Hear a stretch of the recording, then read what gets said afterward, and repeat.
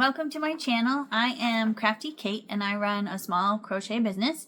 For this video, I wanted to go over all of my markets from 2024 with you guys and go over how many items I sold and what they were and how much I made overall and booth fees and all that stuff. So I made a list with a bunch of math, so I'm going to go over it all with you guys. I don't have much. My last market kind of cleaned me out, so I don't really have much left as far as finished plushies to show you. So I'm going to end up putting a lot of pictures up here to show you what I'm talking about, and then I will link all of the patterns that I know of in the description. Some of the things that I sold were things that I just freehanded and made a bunch of times, so I won't have patterns for those, but I will link everything that I have in the description. So we'll just jump right into it. So I did math for the things that I sold more than one of, most of them. Some things I maybe sold two that I took to one market but never made again, so I didn't really count those because they were kind of a one-off thing. So I didn't count every single thing I sold because that would be a really long list because I make a lot of random one-time single things. So I didn't count those. But so I started with the bigger loaf cats from Annie Caraway Art. I only took those to two markets at the very end of the year.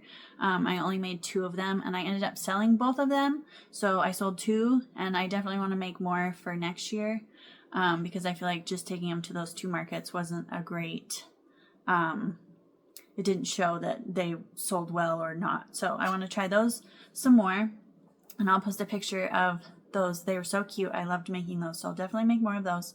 And then the teeny little moose that I made at the end of the year, here's a picture. I'm definitely going to make more of those because they were very popular and got a lot of attention and they're super quick to make. I only sold two because like I said, I think I only took them to the very last market. But I sold both of them, so I'm going to try those again. And then the other moose that I made that I was calling the dangly moose with the floppy legs, I took those to two markets at the end and sold three total, so I'll probably make more of those. Here's a picture. So yeah, three of those. And then the jumbo pandas that I make that are just round, big pandas made out of big twist plush, that bigger yarn.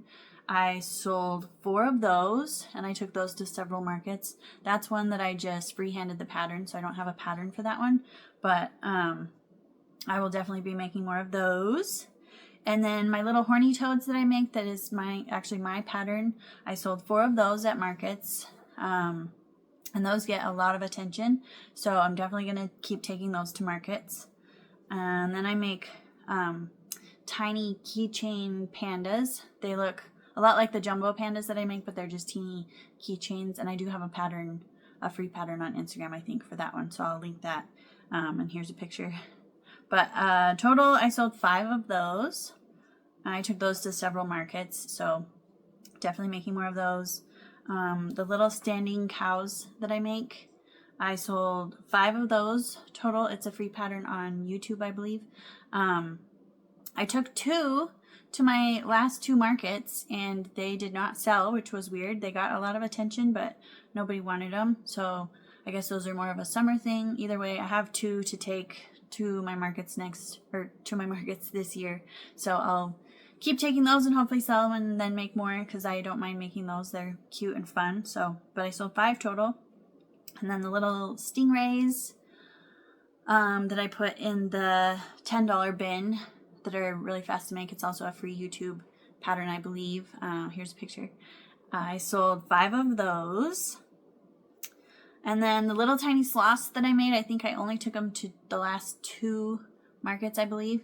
I sold five of those as well, so I'll definitely make some more of those. They're just teeny and quick, and it's, I think it's a free pattern. But yeah, so I'll link that below, and here's a picture of those. Super cute. I make some little otters. That's a free pattern on Instagram, and I have sold 6 of those at markets, so definitely more of those. Those are really popular when people can figure out what they are. Some people pick them up and they're like, what is this? I made some tiny turtles that I thought would be super popular. I made 8 I think in the middle of the summer, and it took all the way to the very last market to sell the last of those. So I sold all 8 of those, but it took forever. So I don't know that I'm going to make more of those. We'll just see. Last year I had some people ask about turtles, so then I made those and then they took forever to sell. So I'm not sure about the tiny turtles, but possibly. And then the Annie Caraway art pattern that is the her bigger kitten pattern. So it's like not the teeniest one and not the biggest one. It's kind of in between. I only took those to the last 2 markets, and I sold 9 of them, which was all. I made 4 for the first market and 5 for the second market, and I sold all of them. So I'm definitely going to be making lots and lots of those for my markets this summer.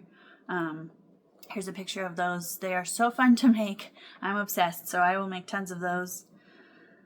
The little chicken pattern that everybody takes to markets everywhere. I only sold 10 of those. I think I made 10 to begin with and took them to all my markets, kind of like the turtles, and they just took forever. I did eventually sell almost all of them. I think I have 2 left, maybe. So I'll probably make a couple of those to have, but I'm not going to make a big stock of those because they just don't seem to do well here for some reason. I only sell them for $10, so I'm not sure why they're not as popular here, but I might try a different chicken pattern. Some people are coming out with new ones, like Stacy Makes just came out with a really cute sitting bird pattern that is an adorable chicken, so I might try that one. But I sold 10 of those. And then the long neck dinos, I was surprised by this one because I didn't feel like I made this many, but I sold 10 of them total. So they're the tall, standing long neck dino that is a free pattern. And they're really fun to make, and they're quick, and you can make them in any color, so they're good like stash busters. So I sold 10 of those total, and I took those to most of my market. So definitely a staple there. And then the jumbo mallards that I make that are kind of like the jumbo pandas, I'll post a picture here. But I sold 10 of those total. I had made some with like regular green and brown that sold really well. And then I made some with like the sparkle light green yarn and tan for the bottoms. And those didn't sell as well. I had those for a long time. I think I finally sold the last one at the last market, so I'll probably stick to the more standard mallard colors for those and make some more, and not so much the sparkle yarn. I think I was just trying to use up that sparkle yarn, so but stick with standard colors. But I sold 10 of those, so that's good. The little mushy pop keychains that everybody makes, the little fidget toys, here's a picture of a bunch of those that I made. I ended up selling 12 of those total, and I think I took those to every single market I did. Yeah, I'm pretty sure I had those at the first market. So 12 is not bad, so I will make some more of those. They're quick and easy and fun. I like to make those with Parfait Chunky, so they're super soft. So that's the plan for those. Another pattern that I just freehand is the little keychain chickens or chicks. So here's a picture. I make them in different colors. So I took those to every market and ended up selling 13 total. So those are good. People just die when they see how tiny and cute they are. I made some yellow ones with like the little fur on top that look like little tiny chicks. I might try some chicks this year that are like in the eggs. A lot of people do really well with those. So I might try that since my Mabel chickens don't do as well as most people. So that might be a plan. But the keychain chickens will definitely keep going to markets with me. And then the tiny axolotls, this one surprised me too. I knew they were popular, but I didn't realize I sold so many. So here's a picture of those. They're just teeny. They work up really quick. It's a free pattern on Instagram. I sold 15 of those total, and I think I had those at just about every market. I might have not taken them to the first one, but so those were really popular, 15 total. And then the teeny tiny whale keychains, I make whales, killer whales, and then sharks. I make them all different colors. I sold 16 of those total, so definitely going to keep making those and taking those to my markets. I think that's the All From Jade pattern. I believe I'll link it in the description, but those were super popular and people love the different color options and all that stuff. And then, so we're down to my 2 best sellers The number 2 spot was taken by the Octos that are just little. Here's a picture. I didn't feel like I sold that many, especially towards the end of the year. They weren't quite as popular, so I kept making them because they're super quick and easy and don't take much yarn and just like so fast. But I sold 20 of those total through the whole year, so pretty good. So I'm gonna keep taking those. I love those for stash busting, kind of like the dinosaurs, because you can make them in literally any color and they're cute. So I love those. And then my number 1 bestseller was not a surprise to me at all, because I made so many of these and every single market I just about sold out of them, was the tiny loaf cats.